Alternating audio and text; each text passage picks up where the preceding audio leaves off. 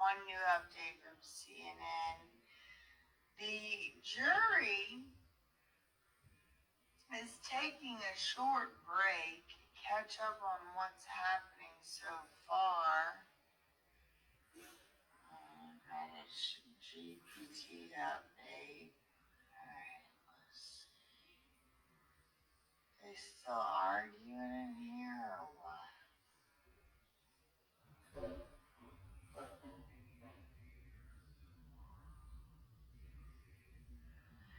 This right here is the biggest news of the day for me.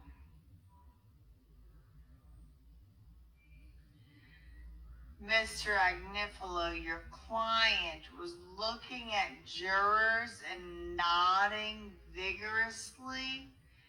This cannot continue, or I'm going to give a limiting instruction you won't like, or other measures, including barring your client from the courtroom. Do you understand?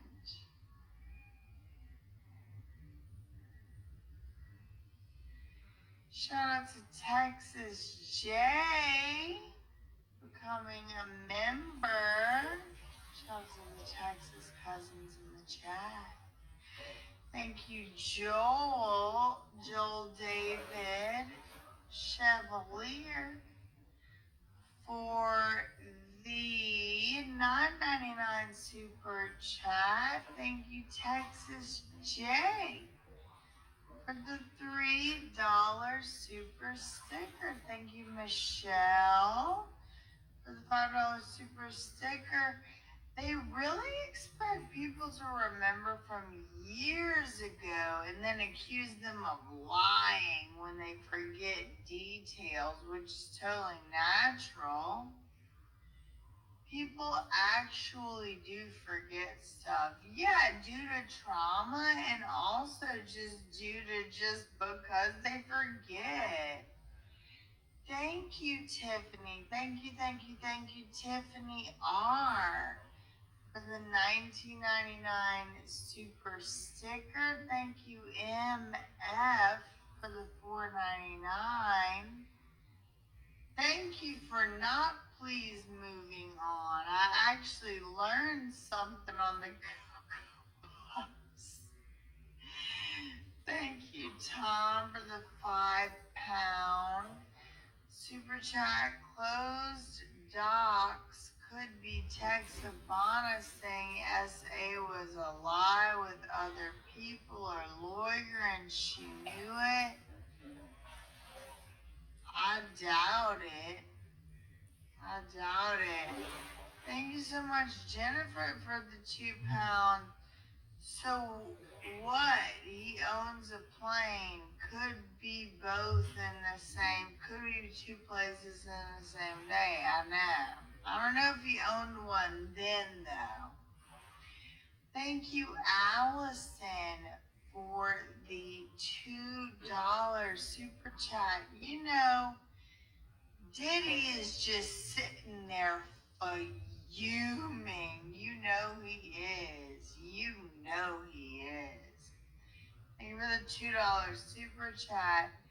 Thank you, Alice, for the $2 super chat. Isn't Westmoreland technically badgering?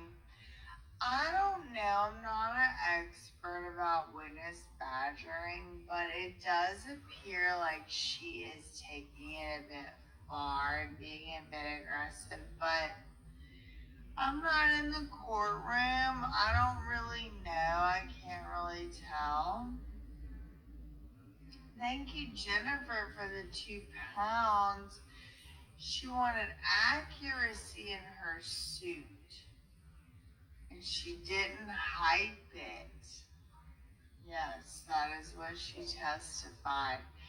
Thank you, April, for the $5 super chat. Diddy nodding vigorously at the jurors is an example of his manipulation in open court from my auntie from Detroit. Shout out break. Yes, I think so. I think this is what the judge is kind of hinting at. He's like, this is your freaking one warning, guy. Like, I'm not giving you another one. And I'm going to definitely be telling the jurors what that is if it happens again. And it could be worse. I could ban you.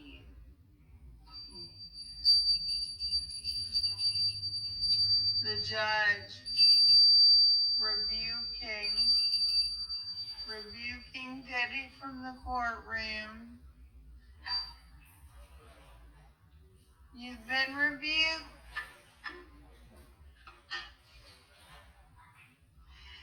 Shout out to the Detroit Aunties. Shout out to you, April. Thank you for the $5 super chat.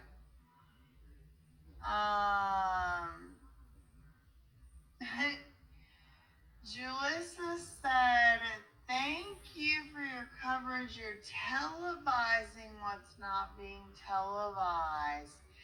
They ain't putting me on the TV except when it's a lie on my name. But yes, we're on YouTube. I'm out here doing the best I can. I don't know what's being done in that courtroom other than what we're reading. Sunflower said, honestly, I'm glad that happened because I hope the jury sees what a POS he is. Shout out to Layla. Shout out to you becoming a member. Thank you, Julissa, for the $9.99 super sticker.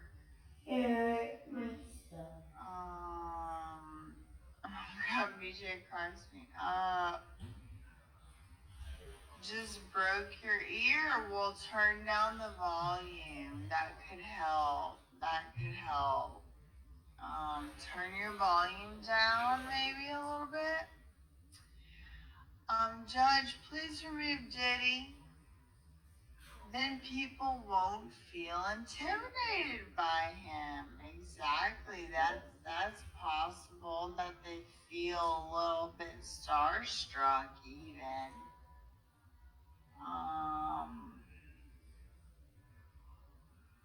Okay, so that's it. Break.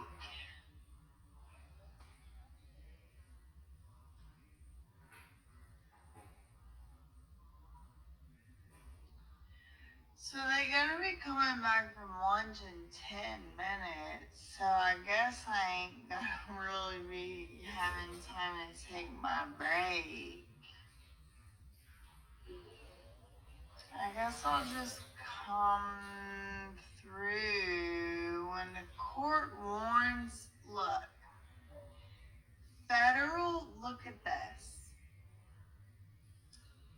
Federal Rule of Criminal Procedure 43. This is from Inner City Press. Shout out to him.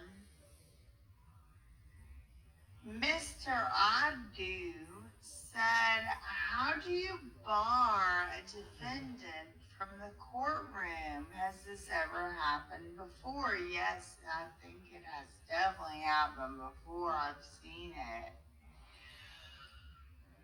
When the court, this is Federal Rule of Criminal Procedure 43, when the court warns the defendant that it will remove the defendant from the courtroom for disruptive behavior, but the defendant persists in the conduct that justifies removal from the courtroom, the trial may proceed without him in there, and then he attaches the actual federal rules.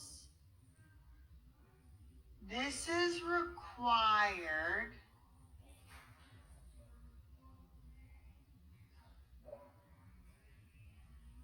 defendant must be present at the initial appearance and at every trial stage, including jury impanelment and the return of the verdict. And also they must be present for sentencing. But if under any of the following circumstances, the defendant can be moved out of there. If it's an organizational defendant, like they're represented by a lawyer who's there like a business, like Cox Communications or whatever. Like if they have a lawyer there, then they're present. Misdemeanor offense. The offense is punishable by a fine or imprisonment of not more than a year or both. So that's crazy. Like if you can be put in jail for 11 months, you don't even have to be there. That's crazy. Also, if the defendant gets written consent, they don't have to be there. If it's a conference or a hearing on a legal question, the defendant doesn't have to be there. Or a sentence correction. Now, there's also incidences, which I'm assuming this is where this is going to come in, where the defendant has a right to be present, but he or she waived their right to be present, and that is here. In general, a defendant who was initially present at trial or who had pleaded guilty or nolo contendere waives his right to be present under the following circumstances, and then it gives 3 circumstances, A, B, and C. A, whenever the defendant is voluntarily absent after the trial has begun, regardless of whether the court informed him of an obligation to remain during trial. So if he just didn't show up, he just said, I ain't going today, then he waives his right to be there because he didn't show up voluntarily. In a non-capital case, during sentencing only, when the defendant is voluntarily absent. So if it's a capital case, meaning a death penalty case, then the defendant has to be there for sentencing. But if it's just like, 1,000 years in prison or something, they don't have to be there for the sentencing. And C, this is where Diddy comes into place, and this is the rule that we just saw the judge implement just now, moments ago, in federal court. Rule 43C1C. The defendant who was initially present at trial has waived his right to be present when the court warns that defendant that he will be removed from from the courtroom for disruptive behavior. This is being considered by the judge disruptive behavior. But the defendant persists in the conduct, justifying the removal, then they waive their right to be in court. The effect of this waiver, if the defendant waives his right to be present, the trial is going to keep on proceeding, including the verdict and sentencing. So you don't have the right to be there for any of the wrestling stuff, Diddy. Keep bobbing that freak. Keep bobbing that head, buddy. That's what the judge said.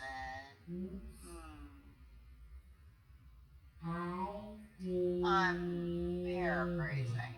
I'm the anchor translator. Look, 2 minutes ago, the other news sources are starting to report it. Judge warns Diddy that he could be excluded from the courtroom for repeatedly nodding at the jury during Bonna's testimony. The judge warned Agnifilo that Diddy could be excluded from this courtroom if he continues to attempt to interact with the jury. Woo! The judge said he saw Diddy on 2, not 1, but 2 occasions.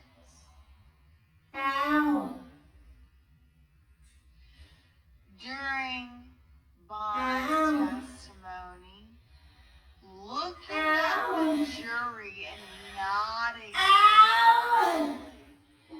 The judge said he already warned the defense.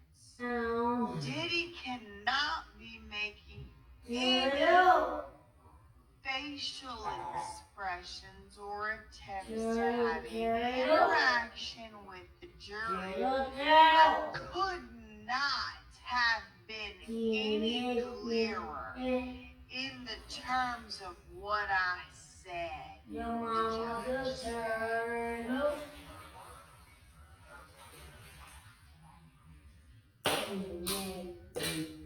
then I guess Agnifilo said something back. Well, there was a line of questioning when your client was nodding vigorously and looking at the jury. During a sidebar, the judge said he saw Diddy do it a second time. I looked and I saw your client looking at the jury during a sidebar and he was nodding vigorously. Oh my gosh. It is absolutely unacceptable, the judge said. Oh boy. Okay. Oh. Oh my God. I'm out of breath.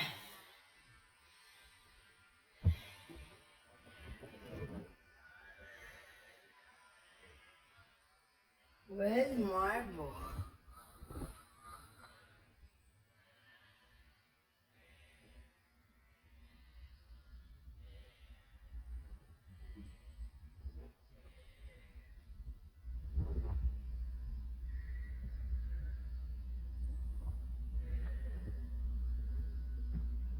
I gotta turn this off.